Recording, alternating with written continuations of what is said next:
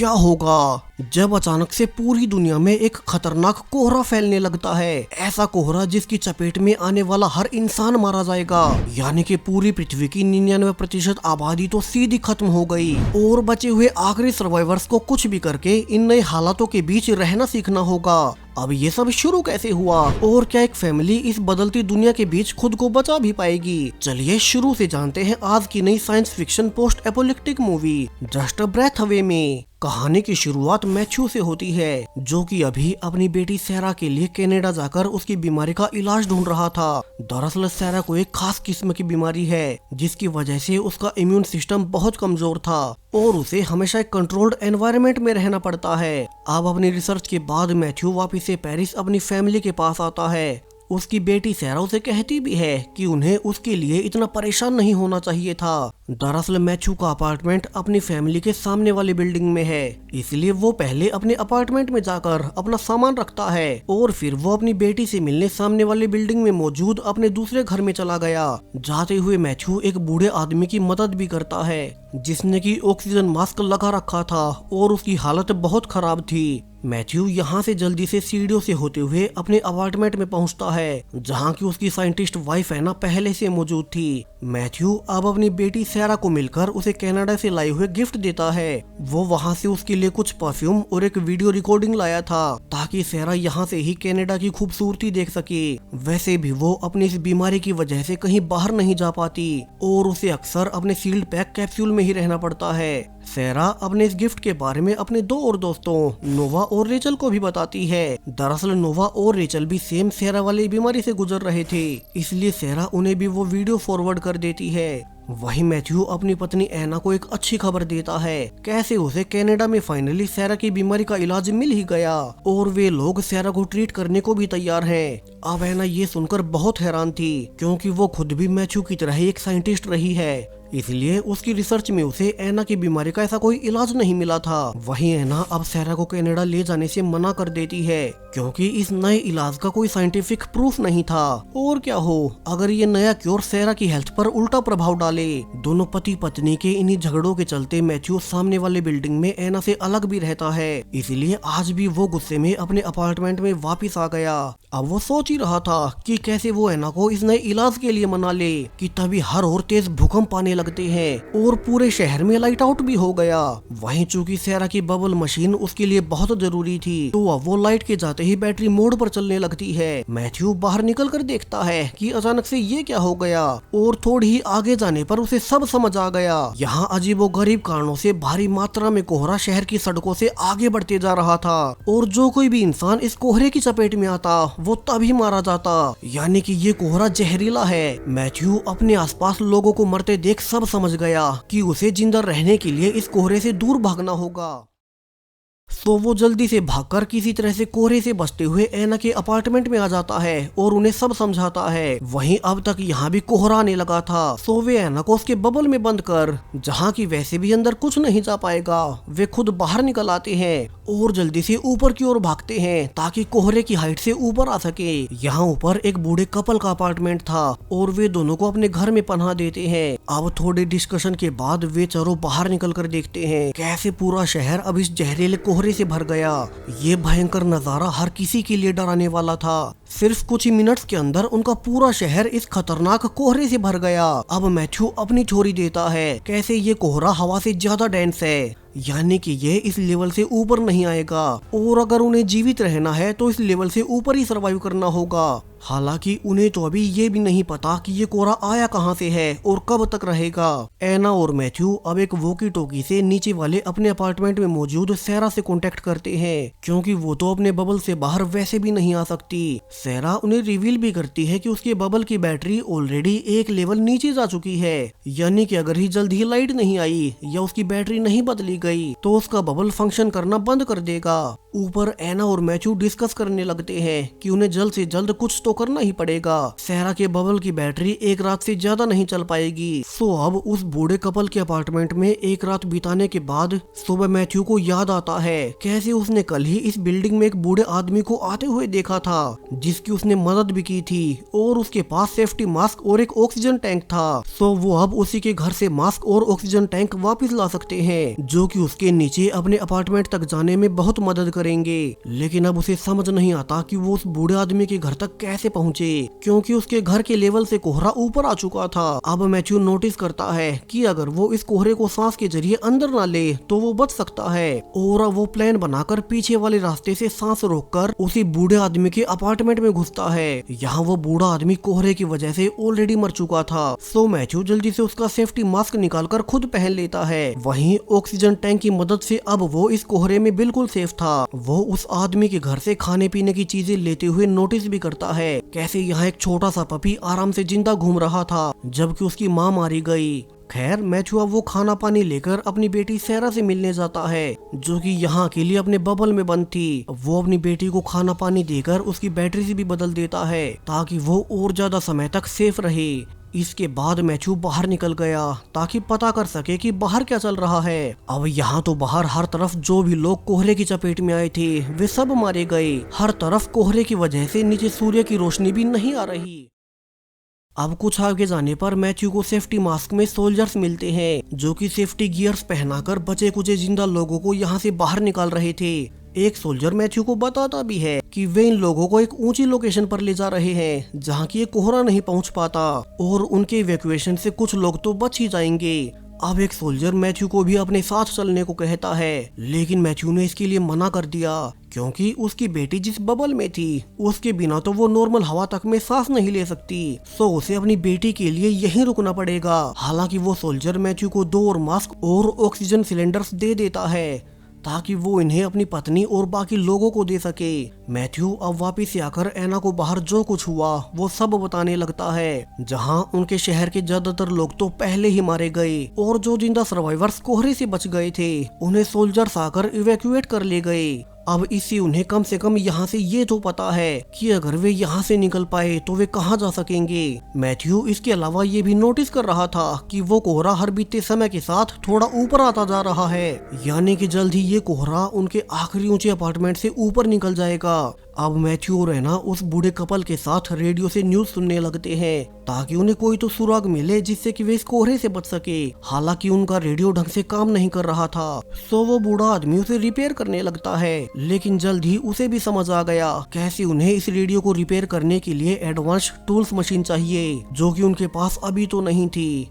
अब एना को याद आता है कि वो टूल किट उसके अपार्टमेंट में थी। सो वो अब सेफ्टी मास्क पहनकर अपने अपार्टमेंट में आती है। यहाँ टूल किट के साथ उसने सहरा को भी चेक कर लिया जो कि अकेले होने के बावजूद अब तक अच्छे से रह रही थी। अब सुबह होने तक ग्रुप मिलकर उस रेडियो को रिपेयर कर ही लेते हैं और वे एक साथ नेशनल न्यूज सुनने लगते हैं कि जो भी लोग ऊंची जगहों पर नहीं जा सकते वे इस कोहरे से बचने के लिए अपना खाने पानी को इकट्ठा कर घर के अंदर खुद को सील कर ले। इसके अलावा अभी तो सरकार के पास इस कोहरे के बारे में और कोई जानकारी नहीं थी। अब वे सब न्यूज सुन ही रहे थे कि उन्हें बाहर से एक तेज धमाके की आवाज आती है। मैथ्यू और एना छत पर चढ़कर देखते हैं कि वे सोल्जर्स जिन बचे हुए सर्वाइवर्स को उस ऊंची जगह पर ले गए थे अब वहाँ भी भगदड़ मच गई। लोग खाने पानी के लिए एक दूसरे से लड़ने लगे यानी कि अब तो वो जगह भी सेफ नहीं बची। अब नीचे आकर मैथ्यू आइडिया देता है कैसे सहरा की दोस्त रेचल भी उसी की तरह बीमार है और उसके घर पर भी सहरा जैसा ही एक बबल मशीन था यानी कि वे सहरा को यहाँ से रेचल के घर ले जाएंगे। वहीं रेचल का घर पहाड़ों में है सो वो जगह इस कोहरे से भी सेफ होगी और अभी के लिए तो यही करना उन सभी के लिए परफेक्ट रहेगा। लेकिन वे सहरा को वहाँ तक लेकर कैसे जाएंगे? इसका भी इलाज एना के पास था। उसके अनुसार उसकी लैब में एक बॉडी सूट पड़ा है। ये लैब यहाँ से थोड़ी ही दूरी पर थी सो एना की लैब से उस सूट को लाकर वे उसे सहरा को पहना देंगे और फिर वे पांचों एक साथ उन पहाड़ों में चले जाएंगे जहाँ की सहरा की दोस्त रेचल का घर है। लेकिन अब जब वे ये सब सहरा को बताते हैं तो सहरा रिक्वेस्ट करती है कैसे उसका तीसरा दोस्त नोवा भी पास में ही रहता है और वो भी उसी की तरह बीमार है तो वे नोवा को भी उसके घर से ले आए फिर वे एक साथ पहाड़ों में चलेंगे। अब शुरू में एना और मैथ्यू उसे समझाते भी हैं कि उनके पास लिमिटेड ही ऑक्सीजन बची है। मगर सैरा नहीं मानती और न चाहते हुए भी दोनों को इसके लिए हाँ कहना ही पड़ता है। अब अगले ही दिन मैथ्यू और एना दोनों एना की लैब के लिए निकल पड़ते हैं, जहाँ से उन्हें वो बॉडी सूट मिलेगा। हालांकि जब वे थोड़ी ही दूर आगे गए ही थे कि एक जंगली कुत्ता अब उन पर अटैक करने के लिए उनका पीछा करने लगता है। मैथ्यू और एना जो कि उस डॉग से दूर भाग रहे थे, उन्हें अब बहुत ज्यादा कोहरा होने से सामने कुछ दिखाई नहीं देता और इसी बीच मैथ्यू सामने ना देख पाने से सीधा नदी में जा गिरा। दूसरी ओर एना जो कि अब अकेली ही उस डॉग से बचकर भाग रही थी, वो उसे पीछा छुड़ाने के लिए अब एक बस में घुसती है और जब वो डॉग उसके पीछे बस में आया तो वो खुद शीशा तोड़कर बाहर आ गई और उसने डॉग को बस में ही लॉक कर दिया। एना यहाँ से सीधा अपनी लैब में जाने लगती है ताकि सैरा और नोवा के लिए बॉडी सूट ले सके। दूसरी ओर मैथ्यू नदी से बाहर निकलकर एक बॉडी से कपड़े बदलने लगता है ताकि उसे ठंड न लगे। इसी बीच उसे एक पलटी हुई एम्बुलेंस में एक हैजमेट सूट भी नजर आया। हालांकि मैथ्यू उसे नहीं लेता क्योंकि एना ऑलरेडी लैब पहुंचकर उसका इंतजार कर रही होगी और सेफ्टी सूट तो उन्हें वहां मिल ही जाएगा। अब एना और मैथ्यू जल्दी लैब वाली बिल्डिंग के सामने फिर से रियूनाइट होते हैं और वे एक साथ ऊपर लैब वाले फ्लोर तक जाने लगते हैं। यहाँ रास्ते में हर जगह पर आग लगी हुई थी, सो वे जल्दी से लैब में जाकर उस सूट को ढूंढ ही लेते हैं जो कि एक बॉक्स में सेफ रखा हुआ था। लेकिन अब जब वे उसे लेकर बाहर निकल ही रहे थे तो जिस रूम में पहले आग लगी थी अब उसमें एक जोर का धमाका होता है, जिससे कि मैथ्यू और एना दूर जा गिरे। मैथ्यू तो इस धमाके से बहुत घायल भी हो गया और उसके मास्क का कनेक्शन उसके टैंक से टूट जाता है। यानी कि अब उनके पास सिर्फ एक ही टैंक बचा था और दोनों उसे ही शेयर करते हुए टॉप फ्लोर पर जाने लगते हैं जहाँ की कोहरा नहीं था। अब यहाँ पर एना पहले मैथ्यू के घावों को ट्रीट करती है और अब जब दोनों वापस बाहर निकल ही रहे थे कि मैथ्यू ने रियलाइज किया कैसे उनके इकलौते टैंक में इतनी ऑक्सीजन बची ही नहीं थी कि दोनों उससे वापस जा पाए। अब मैथ्यू एना को कहता है कि उसे ही उनकी बेटी सैरा के लिए अकेले जाना होगा, वो यहीं पीछे रुक जाएगा क्योंकि सैरा के बबल की बैटरी भी खत्म होने वाली होगी और एना को अकेले ही जल्दी से जाकर उसकी बैटरी चेंज करनी चाहिए। इसके अलावा मैथ्यू खुद ऊपर छतों से आने की कोशिश करेगा। अब एना शुरू में इसके लिए मना भी करती है मगर अभी तो उनके पास कोई और रास्ता नहीं था। दोनों आखिरी बार एक दूसरे के करीब भी आते हैं और एना इसके बाद अकेली ही अपने घर के लिए निकल गई। वही मैथ्यू अब छतों के ऊपर से चलकर जितना हो सके अपने घर के करीब जाने लगता है और इसी दौरान जब वो एक पार्किंग लॉट की छत से गुजर रहा था कि उसे वहां पर एक कमरे में काफी सारा राशन पानी, गन और सेफ्टी मास्क के साथ ऑक्सीजन टैंक भी रखा हुआ मिला। हालांकि जिसका भी ये सामान है उसने बाहर वार्निंग साइन भी बनाया हुआ था, लेकिन मैथ्यू को पता था कि मास्क और टैंक के बिना वो अपनी फैमिली के पास वापस नहीं जा पाएगा। सो अब वो वार्निंग को नजरअंदाज कर अंदर चला जाता है और मास्क और टैंक को चुराने लगता है। लेकिन जब तक वो बाहर निकल पाता कि वहाँ पर एक पुलिस ऑफिसर काफी सारे खाने के साथ आता है, यानी कि ये सारा सामान उसी का था और मैथ्यू मास्क और टैंक वापस नहीं करना चाहता। सो दोनों अब उसी एक सेफ्टी गियर के लिए आपस में लड़ने लगते हैं। मैथ्यू आज अपनी फैमिली के लिए कुछ भी करने को तैयार था और चूंकि उसने खुद तो मास्क पहन रखा था तो वो जानबूझकर उस ऑफिसर को लेकर कोहरे में कूद जाता है, जिससे कि वो ऑफिसर वहीं मारा गया। जबकि मास्क पहना होने से मैथ्यू को कुछ नहीं हुआ। मैथ्यू अब उठकर अपने घर की ओर निकल पड़ता है। वही एना जो कि लगातार घटती हुई ऑक्सीजन के साथ घर जा रही थी, अब अपनी बिल्डिंग के बाहर आते ही उसका टैंक बिल्कुल खाली हो जाता है और वो जल्दी से उसे नीचे फेंक अपनी सांसें रोककर सीधा टॉप फ्लोर की ओर भागती है। लकीली एना किसी तरह से ऊपर पहुंच ही गई, लेकिन जल्दी उसे एक बहुत बड़ा झटका लगता है। दरअसल जो सूटकेस वो बचा कर ला रही थी उसने पहले ध्यान नहीं दिया कि जब लैब में ब्लास्ट हुआ था तो उसे सूटकेस भी जल गया और अंदर रखा हुआ बॉडी सूट जिसे कि वो सैरा के लिए लाई थी वो भी पूरी तरह से नष्ट हो गया।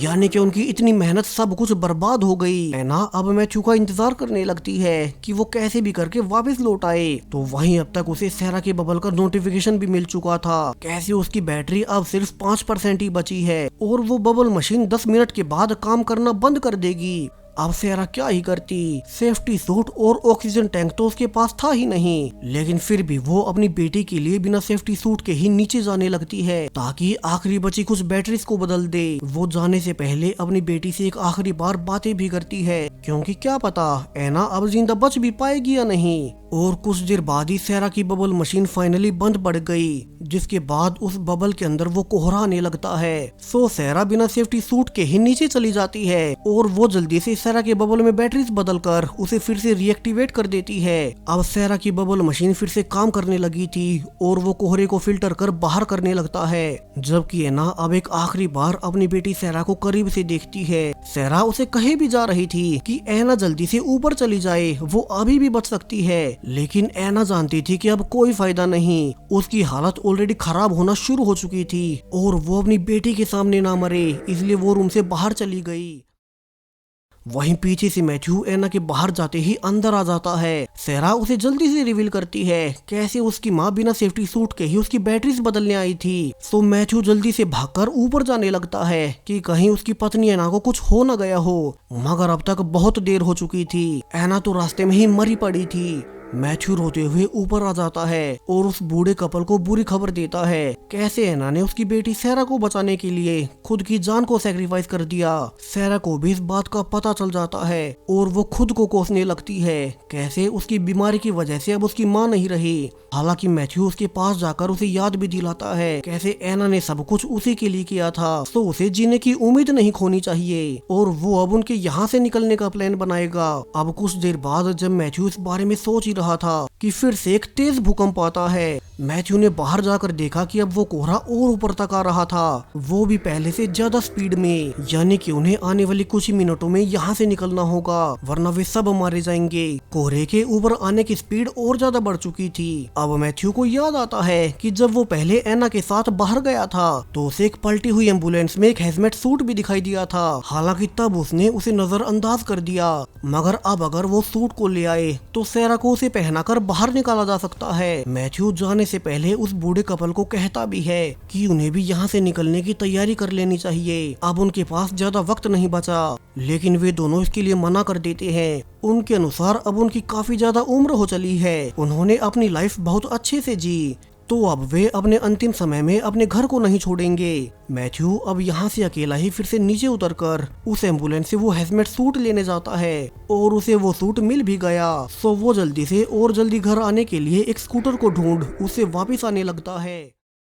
वहीं अब तक सबसे ऊंचे वाले अपार्टमेंट में भी कोहरा आना शुरू हो गया था। सो वो बूढ़ा कपल एक साथ अपने प्यारे घर में अपनी मौत का इंतजार करने लगते हैं। वे मरते हुए भी एक साथ थे। वहीं मैथ्यू जो कि स्कूटर से वापस आ रहा था, अचानक से उसके रास्ते में वहीं सैरा का दोस्त नोवा आ जाता है, जिसे कि मैथ्यू का स्कूटर एक गाड़ी से जा टकराया और वो दूर जाकर गिरता है। उसके पेट में लैब वाले धमाके से पहले से ही चोट लगी थी और इस बार फिर से गिरने से उसके सिर पर भी चोट आ गई, लेकिन बावजूद इसके वो किसी तरह से खुद को संभालकर अपने घर जाने लगता है ताकि उसकी बेटी सैरा बच जाए। और तभी उसे सामने से नोवा और सैरा आते हुए नजर आते हैं और सरप्राइजिंगली वे दोनों बिल्कुल सेफ थे, यानी कि जो कोहरा आम इंसानों को मार देता है। सैरा और नोवा, उन दोनों की उम्र कम होने से वे दोनों इस कोहरे से इम्यून हो गए, वे इसमें आसानी से रह सकते हैं। और मैथ्यू को यहाँ से याद भी आता है कैसे जब वो कहानी के शुरू में अपने पड़ोसी के घर में मास्क लेने घुसा था, तब उसने एक छोटे से पपी को भागते हुए भी देखा था और वो भी बिल्कुल सही सलामत, जबकि उसकी माँ मर गई। यानी कि इस कोहरे का असर सिर्फ बड़े लोगों पर होता है, बच्चों पर नहीं। कहानी के शुरू से लेकर अब तक मैथ्यू और एना खामखाही इतनी मेहनत कर रहे थे। एना तो इसी वजह से मारी भी गई, मगर अब कम से कम सैरा बाहर की दुनिया तो देख पाएगी, जो वो पहले नहीं कर सकती थी। मैथ्यू अपनी बेटी के लिए बहुत खुश था। हालांकि अब उसकी ऑक्सीजन खत्म होने लगती है और वो वहीं पर बेहोश हो गया। अब कुछ देर बाद उसकी आंखें सैरा वाले बबल में खुलती है, यानी कि आखिर में सिचुएशन बिल्कुल उल्टी हो गई। अब जब तक बाहर सब कुछ ठीक नहीं हो जाता, सैरा अपने पिता को बचाएगी, क्योंकि वो खुद तो इस कोहरे से इम्यून थी। और इसी थॉटफुल एंडिंग के साथ ये पूरी मूवी यहीं पर खत्म हो जाती है। सो वीडियो पसंद आया हो तो इसे लाइक करते जाएं और भी ऐसे ही मूवीज के लिए। Thank you.